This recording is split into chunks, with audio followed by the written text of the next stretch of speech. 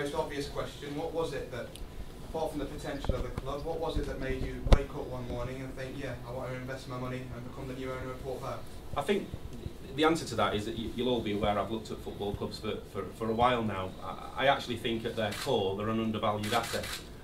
So I think there's an opportunity to look at the land and buildings and to look at the business side of a football club and say that over the years they've been historically not very well run, and there are opportunities to commercialise a business and bring about relatively normal business practices in other industries that haven't yet reached football.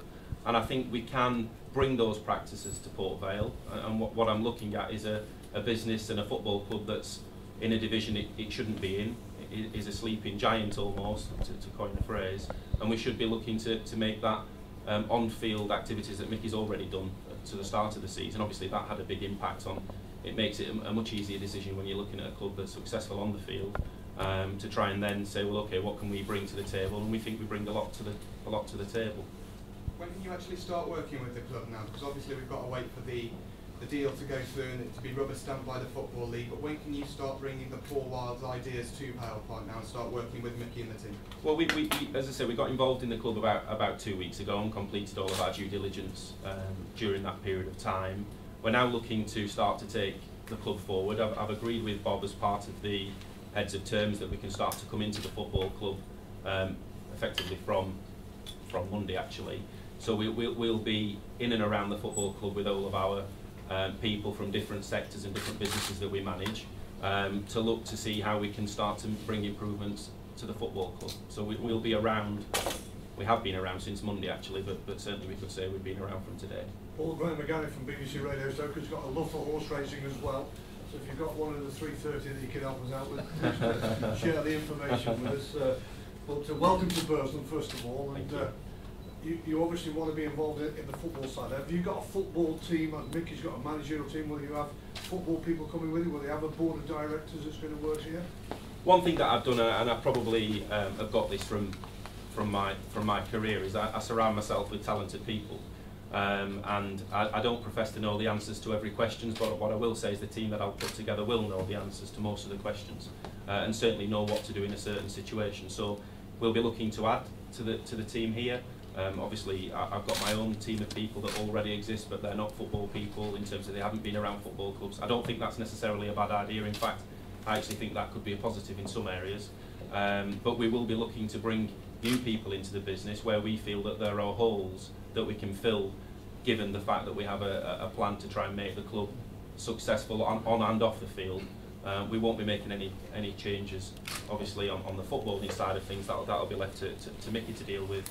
And if Mickey needs to bring in new players, new coaches, new scouting network, then we'll support him in doing that. So hopefully that answers your question. Of course, the supporters here, you've got a passionate set of supporters and they're well supported for a long time.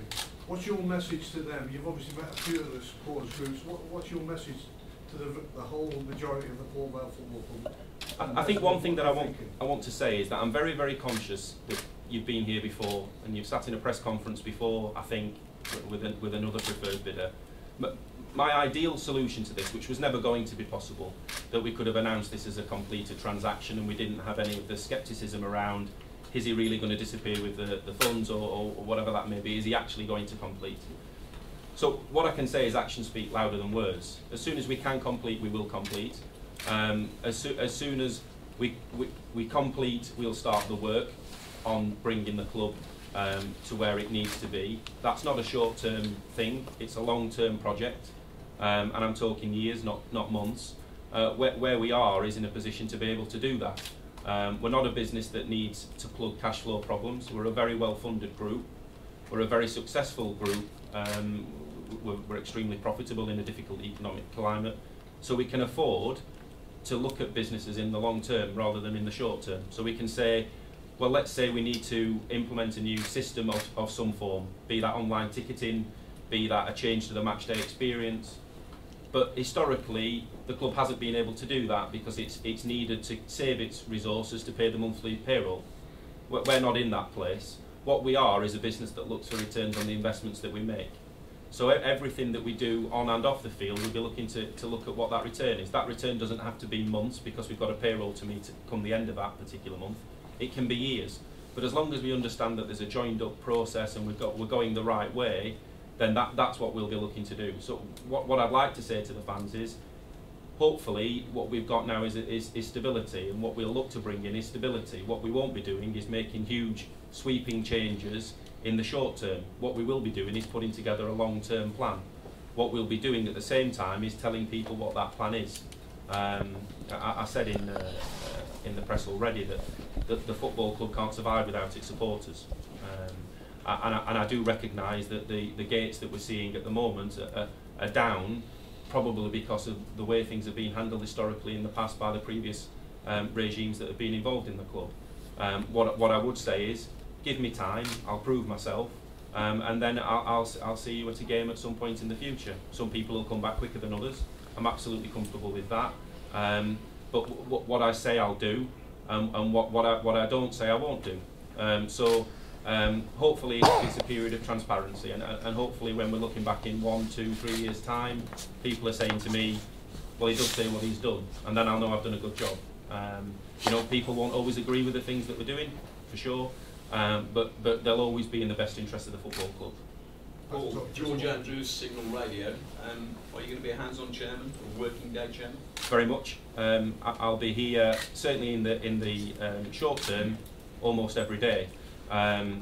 People know I've got other businesses as well. I'm very fortunate. I've got a very capable team of people running those businesses for me, so I don't need to be in those businesses every day. This is a business that will require attention, and will mean that I'll be here every single day. This business won't be run by committee. The decisions that are made will rest on my shoulders. I'll make those decisions where necessary. Some we'll get right, some we'll get wrong. But there isn't a situation where we need 10 people to approve a decision. It'll just be down to me, for better or worse. Paul, Steve Lee from Sky Sports. You tried to take over Darlington earlier this year. That didn't happen. Yes. Given the scepticism that there's inevitably around Port Vale, how can you convince the fans that this one will happen? Well, this one's a very different situation. I was dealing with an outgoing chairman at Darlington that had an interest in trying to secure, even though he didn't own the stadium, tried to secure what he saw was a property developer coming into the football club, and he wanted to see if he could recoup some of the losses he'd made, which was, a fine position for him to be in. But that meant that the agreement I'd reached with the supporters there was that they were going to take a stake in the football club. I wasn't comfortable taking money from supporters, hard-earned money from supporters, in a business plan that I didn't think could survive, based the fact that we were laden in the club with a liability before we'd even started. So I pulled out of that transaction. This transaction is very different. I'm dealing with an administrator. I've already reached an agreement that I'm comfortable with. There was an appetite to complete the transaction in Darlington, but I couldn't reach terms. I've already reached terms, so I guess I'm one further track down the road on this one. I don't anticipate any issues around Football League approval, so as far as I'm concerned, this is a transaction that's happening. I'm sending my resources here every day, my senior people here every day from now on, which is a significant investment, so hopefully that, as well as the £100,000 deposit, I'm not used to giving away money, so hopefully that gives people confidence to know that we will complete the transaction. Paul, Rob, Sixtown Radio. You talk about Vale being a slipping giant. Where do you see the potential of Port Vale getting to? I think, listen, I don't want to put pressure on Mickey any more than he already has. I think that the club has the potential to be a championship club because that's where it's been in the past. I'm not coming here and saying, Port Vale are going to be in the Champions League in 6 years' time. That's not where it is. We'll go as far as we can, and we'll try our very hardest to be the best we possibly can be, both on and off the field. So we will be the best we can be. And hopefully that certainly isn't a League 2 side. Hopefully it's better than a League 1 side. But there's a lot of water to pass under the bridge before then. And I think what we've got to do is make the club a business that means that we're not all sat here again in 4 or 5 years' time announcing somebody else that's buying the club out of administration. What I do promise the supporters is that this situation won't arise again, and we'll be in a position where in 5-10 years' time, hopefully I'll still be around. And the club will be in a better place then than it is now. Where that is, who knows? And in terms of supporters, how are they taken to you with your initial meeting?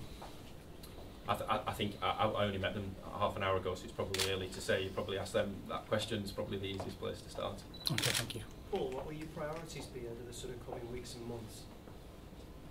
I think it's really going to be reconnaissance, really. We'll be looking to try and establish where the business is today, which we've already done quite a lot of that work.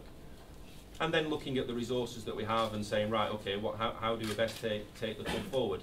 Clearly, there's a transfer window coming in January, and I'll be having conversations with Mickey, hopefully very soon, about what he needs to try and take the club as far as we can this season, hopefully to promotion.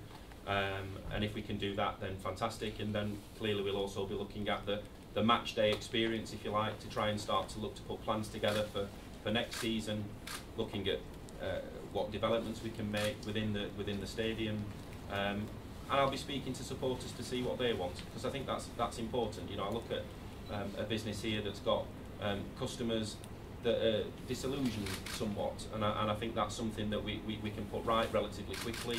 And if we do that, then I think we'll see a stadium on a Saturday that's got more people than it does have at the moment. What about when Port Vale isn't playing football? It's only once a fortnight. What do you see happening here at the stadium on match days? One of the things that attracted me, and this is just one of many things that we'll be doing over the coming months, is I own a successful training business in which we train 16 to 24-year-olds, MVQs and qualifications. And one of the attractions of this was to create a training business here at the football stadium, so that it's used Monday to Friday, and then hopefully to be able to give those young people jobs, say on a match day or on a conference or whatever that may be, to try and make sure that we're bringing something back to the local community. I've made a commitment to the council that that's something that we're prepared to do, and it's something that I support. It just so happens that I have a business that dovetails quite nicely into that, so that's something that I'll be looking to do relatively quickly. So the academy business will be moving here as soon as practically possible, following completion. Paul, does your passion for football match your passion for business? My passion for competitive sport is something that I've not been able to hide, certainly, and as I've become successful, I do have the ability now to look at different opportunities, be that horse racing or be that football, and look at it and say, yes, of course, business is fun and interesting to me. Might not be to everybody, but it is to me. But when you layer on top of that, either, for example, a racehorse or a football team, that just adds something that little bit special that you can't actually get. And seeing the team win last night is something you don't get out of buying a house or buying a hotel, for example. So yeah, of course, there's an added, and it's probably one of the reasons why I'll be spending so much time here. There's an added excitement, if you like, about the business of football or the business of sport in general, actually. Paul, you say obviously you want this to be a multi-purpose stadium. Do you envisage then other activities on the pitch besides football? On the pitch itself? Yeah. Not really thought about that in a huge amount of detail. I certainly see on the land and buildings other activities happening, for sure, but not really considered the pitch itself yet. Well, you mentioned the plan to develop the ground in this area.